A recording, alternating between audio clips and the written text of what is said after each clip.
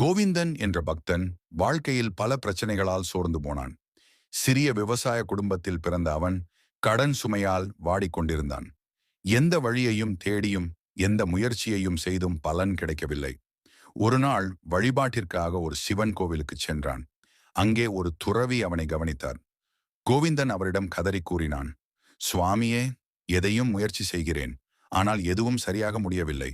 என் வாழ்க்கை ஒரு முடிவில்லாத சிக்கலாகிவிட்டது.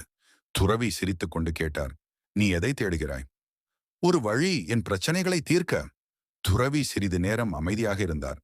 பின்னர் கூறினான், நீயே ஒரு ஆலம்பனை தேடிக்கொண்டிருக்கிறாய். ஆனால் உண்மையில் ஆதாரமே நீயாகும் போது வெளியில் யாரை தேடுகிறாய்? கோவிந்தன் குழப்பம் அடைந்தான்.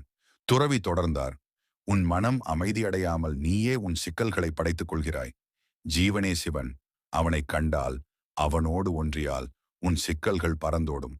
அந்த வார்த்தைகள் கோவிந்தனின் உள்ளத்தை தொட்டன. அவன் புரிந்து கொண்டான்.